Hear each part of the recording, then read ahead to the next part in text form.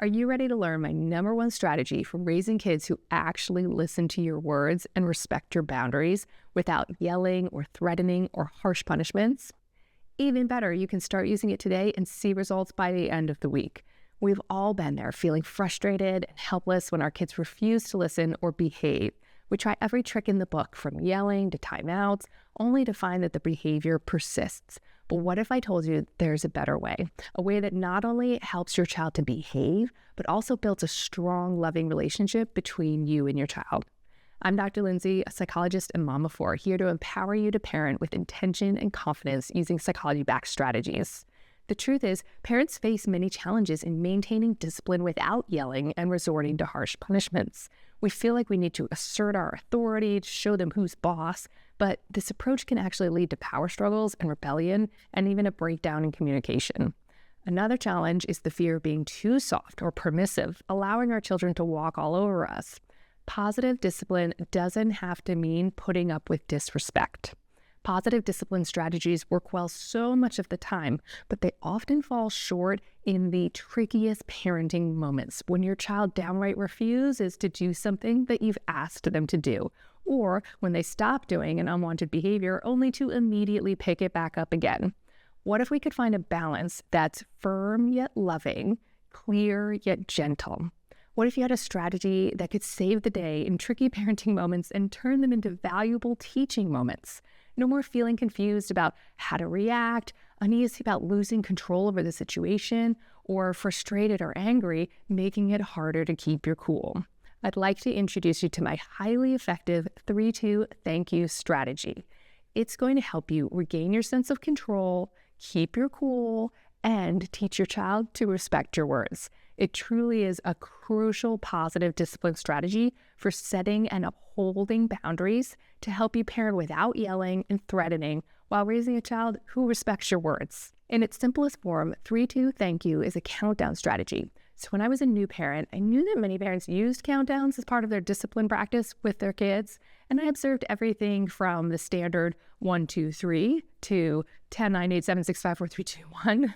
I knew that the real message was, hey, I've asked you to do something and I'm in charge, so I'm going to give you a moment to make a good decision here and hop to it. So a really long countdown from 10 just did not make sense to me. You want to have a loving relationship with your child, but you also want them to recognize you as the authority figure in the relationship. 1, 2, 3 didn't feel right to me either, because your kids are learning to count, and so if you count 1, 2, 3, they expect it to keep going 4, 5, 6.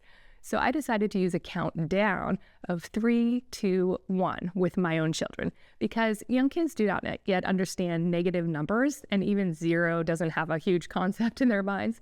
So there's really a finality to the downward countdown approach. There's nothing lower than 1 to them. The downward count has another amazing perk to it.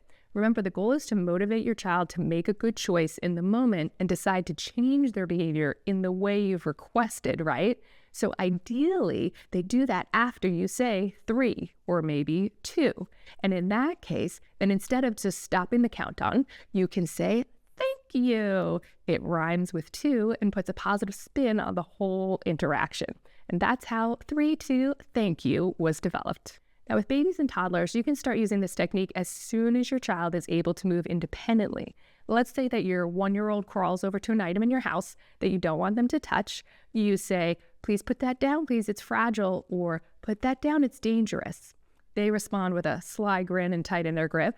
Using this technique, you say, you can put that down, or I can help remove it from your hand, in a direct but loving tone. Then you immediately start to count 3, and about a second later, 2. Now, ideally, your kiddo will put down the object and you'll say, thank you, with a big smile. So you're landing on that rhyming thank you in a sweet sing-songy voice while getting the desired parenting outcome. And you're building in this positive reinforcement, encouraging them to do that more in the future, to do what you asked more in the future.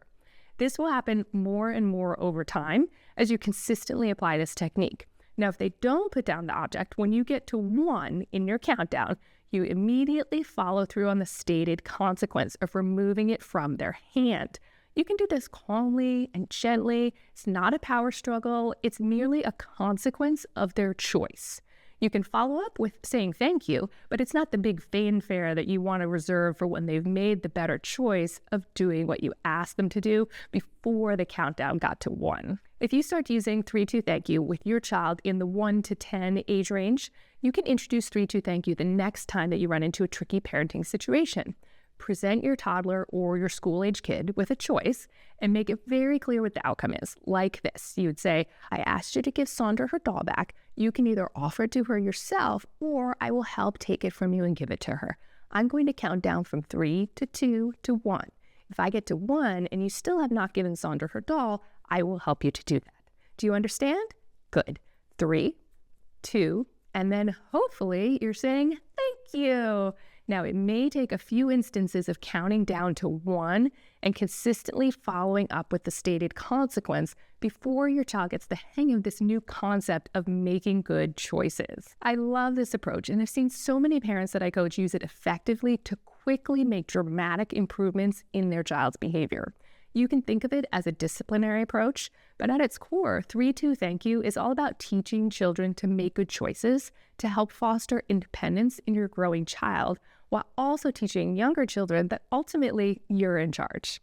It establishes you as the loving authority figure in the relationship, and that provides them with a sense of security and motivates them to respect your words. Another example is this. Let's say your child is being disruptive at a restaurant and you have gently reminded them about appropriate behavior. You may say, you need to stop yelling or I'm going to have to take you out of the restaurant to calm down.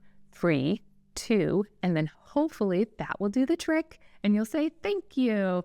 If not, you can lovingly escort them out of the restaurant while they regain their composure. As your child grows beyond the toddler years, you can keep using the same technique, but the choices start to look a little bit different. And often as your child ages and they get more into their screen time years, removing screen time becomes a very helpful consequence. So you might say, you can do your chores now, or we can lose 30 minutes of screen time today. So that would be an example of taking away something that your child is looking forward to because they haven't done the desired behavior. And you're giving them an opportunity to do the desired behavior right now so they don't have to have that consequence even happen.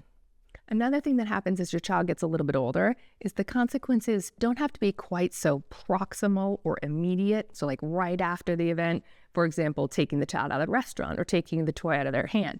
They can start to become a little more distal, so a little more in the future. For example, if your child's putting up a little protest at bedtime, you might say, it's bedtime. You can start walking back to your bedroom now, or we can go to bed 5 minutes earlier tomorrow. Now, this wouldn't be age appropriate for a very young child, but as they get a little bit older and have more of an understanding of time and routines, you could certainly use this for a 4, 5, 6-year-old child who's protesting at bedtime. But whenever possible, consequences should ideally be on the same day. These nuances of using consequences are the type of things that we flush out in my parenting membership, the Amazing Parents Club. Okay, I have another example for you involving screen time. I'll pull up a little flow chart here as a visual. We're going to be talking about screen time rules in this example. And this flowchart is available on my website, so don't worry about taking notes. You can go to drlindsayemmerson.com/thank you. The link is in the description below and get this free download. The assumption here is that parents need to set reasonable boundaries for their kids, and kids need to respect those boundaries. And this applies to screen time just as with other behavioral issues. So let's say you have a set allotment of screen time, maybe 1 hour per day. In this example, you have asked your child, we'll call him Bryce, to turn off the TV. What you want to avoid is, Bryce, I asked you to turn off the TV. Why haven't you turned off the TV yet? Turn it off now. You want to avoid this turning into an unpleasant parent-child conflict or standoff moment. Instead, we want to use positive discipline to enforce the boundary without resorting to yelling, threatening, or worse.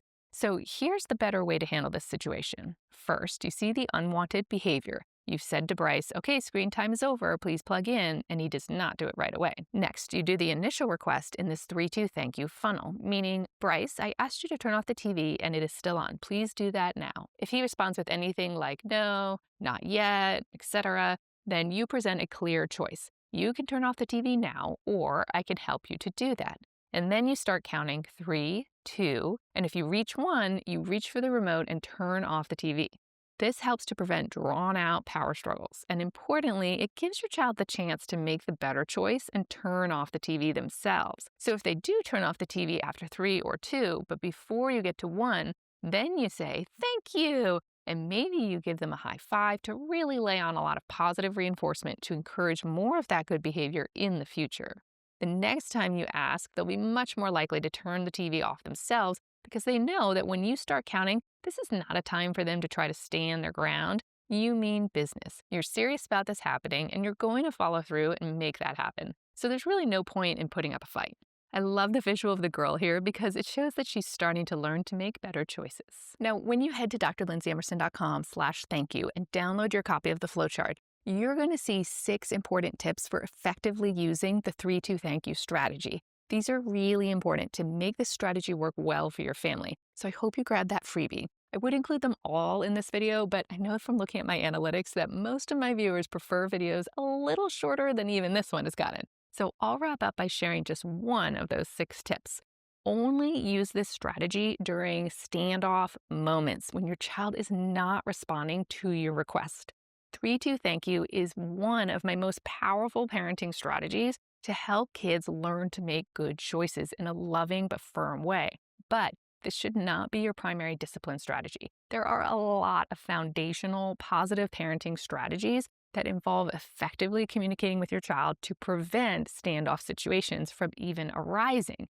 There are also a number of alternative discipline approaches that can be used before escalating to the 3-2 thank you strategy. To learn more about this hierarchy of parenting strategies and an incredible organizational system that I developed to help parents not only learn powerful parenting strategies like this, but also to be able to remember them and call upon them in the heat of challenging parenting moments, my next video will tell you all about this 5-step system that helped me and so many other parents like you not only survive, but truly thrive in their parenting practice. Keep up the good work on your amazing parenting journey.